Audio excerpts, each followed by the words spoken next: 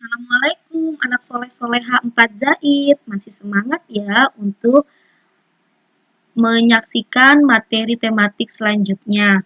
Oke, hari ini Bu Guru akan melanjutkan materi IPA pada tema 2 subtema 3 masih dengan KD yang sama yaitu mengidentifikasi berbagai sumber energi, perubahan bentuk energi, dan sumber energi alternatif angin, air, panas bumi, bahan bakar organik, dan nuklir dalam kehidupan sehari-hari. Oke, sudah siap kalian untuk mengikuti pelajaran tematik hari ini? Baik, sebelum kita mulai pembelajarannya, marilah kita baca basmalah terlebih dahulu ya. Bismillahirrohmanirrohim. Semoga kalian bisa mengikuti pembelajaran tematik hari ini dengan baik. Oke, materi yang pertama yang akan Bu Guru jelaskan adalah energi alternatif.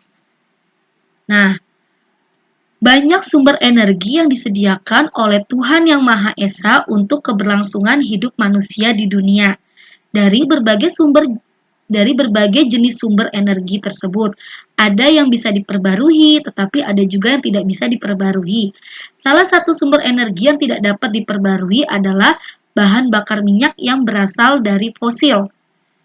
Ya, pada suatu saat, nanti sumber energi ini akan habis jika digunakan tanpa kendali atau digunakan secara terus-menerus. Untuk mengantisipasi hal ini, perlu dicari dan dikembangkan energi alternatif. Nah, apa sih energi alternatif itu? Energi alternatif atau energi terbarukan adalah energi yang berasal dari alam. Energi alternatif juga lebih ramah lingkungan. Sumber energi alternatif di alam ada dalam jumlah yang tak terbatas atau memiliki jangka waktu yang habisnya lama. Oke, contoh energi alternatif yaitu ada sinar matahari, arus air, angin, ombak laut, kotoran ternak, limbah pertanian, dan panas bumi. Oke, Bu Guru akan jelaskan energi alternatif secara satu persatu. Yang pertama, energi matahari. Energi matahari adalah sumber energi yang termurah dan sifatnya tidak terbatas. Matahari merupakan sumber energi utama bagi bumi. Jika tidak ada matahari, kebutuhan akan musnah. Dalam kehidupan sehari-hari dapat kita lihat manfaat dari matahari. Panas matahari dapat digunakan untuk memanaskan ruangan, mengeringkan baju, memanaskan air, dan lain sebagainya. Cahaya matahari juga dapat menghasilkan sumber energi untuk menggerakkan mobil, serta pembangkit listrik tenaga surya atau PLTS. Yang kedua, energi angin.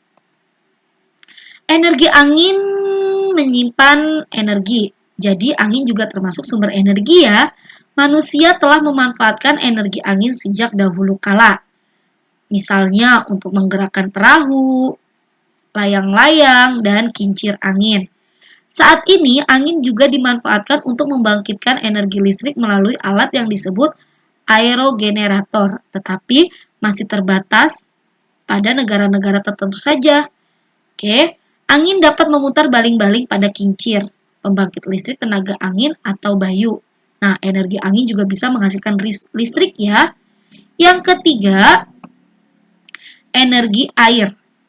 Aliran air dapat menghasilkan energi. Energi air adalah energi yang diperoleh dari air yang mengalir.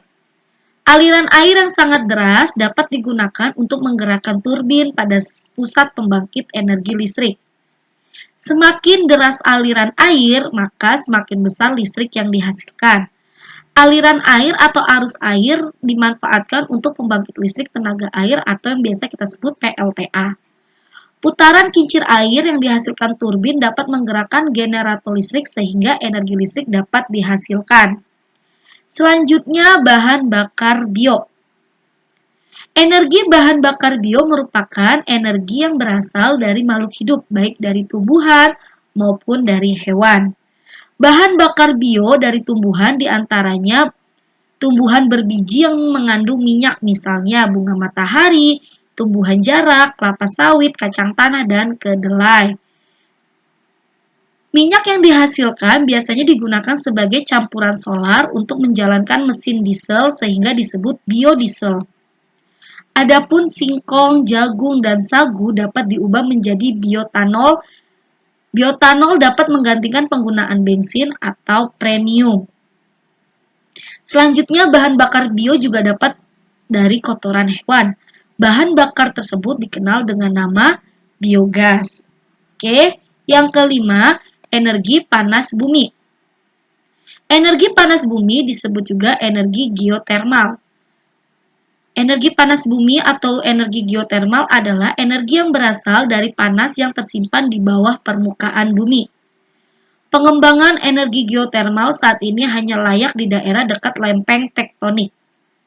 Energi panas bumi adalah energi yang dihasilkan oleh magma di dalam perut bumi. Energi ini banyak dimanfaatkan di daerah pegunungan. Batuan panas yang terbentuk memanaskan air di sekitarnya sehingga dihasilkan uap air panas atau geyser. Oke, selanjutnya gelombang laut. Gelombang laut termasuk energi gerak yang besar. Saat menumbuk pantai, gelombang laut menghasilkan energi yang sangat besar. Energi itu dapat dimanfaatkan untuk membangkitkan tenaga listrik. Pembangkit listrik yang memanfaatkan gelombang laut disebut pembangkit listrik tenaga gelombang air laut atau PLTGL. Nah, itulah beberapa contoh sumber daya alam yang dijadikan sebagai sumber energi alternatif. Selanjutnya, materi yang akan Bu Guru jelaskan adalah kelebihan dan kekurangan energi alternatif. Nah, ternyata energi alternatif juga memiliki kelebihan dan kekurangan ya. Baik, Bu Guru akan jelaskan tentang kelebihan dan kekurangan. Yang pertama, untuk kelebihan energi alternatif adalah tersedianya setiap waktu dan tidak akan habis. Kelebihan yang kedua, energi alternatif itu ramah lingkungan. Yang ketiga, mengurangi penggunaan sumber energi yang berasal dari fosil. Yang keempat, harga tidak bergantung pada harga dunia. Yang kelima, beberapa sumber energi alternatif menghasilkan energi yang besar. Nah, itulah kelebihan yang ada pada energi alternatif. Adapun kekurangannya untuk energi alternatif, yang pertama, ketersediaan energi alternatif dipengaruhi oleh musim dan cuaca. Yang kedua, dibutuhkan biaya yang besar untuk menyiapkan teknologi tinggi guna mendapatkan energi alternatif. Yang ketiga, dibutuhkan teknologi tinggi untuk mengubah energi alternatif menjadi bentuk energi listrik ataupun yang lainnya. Itulah kelebihan dan kekurangan untuk energi alternatif. Baik, energi alternatif juga bisa menggantikan minyak bumi dan gas alam. Bumi memiliki sumber daya alam yang melimpah. Beberapa di antaranya tersedia dalam jumlah terbatas dan tidak dapat diperbarui, seperti minyak bumi dan gas alam. Tapi ada juga nih pengganti untuk energi untuk minyak bumi dan gas alam, yaitu energi alternatifnya seperti sinar matahari merupakan salah satu sumber energi alternatif yang bisa dimanfaatkan sebagai pengganti energi minyak bumi dan gas alam. Wah, banyak sekali ya manfaat dari matahari. Oke, selanjutnya kalian harus tahu nih bahwa energi alternatif itu ramah lingkungan loh, Nak. Berikut penjelasannya. Energi alternatif ramah lingkungan. Tumbuhan juga dapat dimanfaatkan sebagai energi alternatif. Salah satunya adalah kentang. Kentang merupakan umbi batang yang dapat dimakan sekaligus menjadi energi alternatif. Kentang dapat menjadi energi alternatif pengganti baterai. Wow, ternyata kentang bermanfaat juga ya, selain untuk dimakan, ternyata bisa menghasilkan energi alternatif. Nah, berikut contoh baterai alami dari kentang. Oke, kalian bisa lihat nih di sini alat yang digunakan adalah lampu LED, penjepit buaya, kabel, lempengan tembaga, dan lempengan seng. Nah, dari kentang inilah bisa kita coba untuk menghasilkan baterai alami. Selanjutnya, selain kentang, ternyata lemon juga bisa dimanfaatkan untuk energi alternatif sebagai sumber energi listrik. Nah, alat dan bahan yang digunakan adalah lemon, paku, tembaga, kabel penjepit, dan lampu LED. Nah, berikut cara untuk menghasilkan energi listrik dari buah lemon. Yang pertama, tancapkan kawat tembaga dan paku atau seng pada lemon. Tembaga sebagai kutub positif dan paku atau seng sebagai kutub negatif.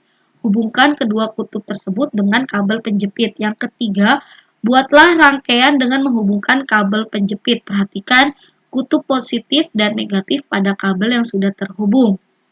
Yang keempat, hubungkan rangkaian kabel pada lampu LED kecil. Lihatlah nyala lampu jika belum menyala. Rakitlah kembali rangkaian listrik dengan menambah jumlah buah lemon lalu hubungkan kembali dengan lampu. Nah, itulah sumber energi alternatif yang ramah lingkungan. Bisa dari buah kentang atau dari buah lemon. Nah, selanjutnya ada juga dari kotoran hewan. Nah, dari kotoran hewan ini bisa dijadikan gas untuk energi alternatif. Nah, energi alternatif ramah lingkungan dari kotoran hewan ini biasa disebut dengan biogas. Nah, jadi kotoran ternak yang digunakan adalah kotoran sapi ya.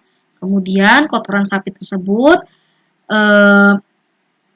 akan dimasukkan ke dalam wadah seperti ini ya.